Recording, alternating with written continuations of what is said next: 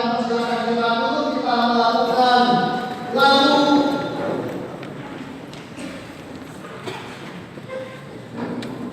gereja-gereja yang akan dibawakan pertama oleh Sul, kemudian kita akan nyanyi bersama-sama.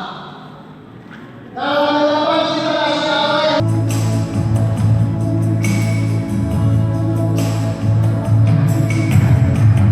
Indonesia menata lagu, begitu lagu bersatu dalam semuanya.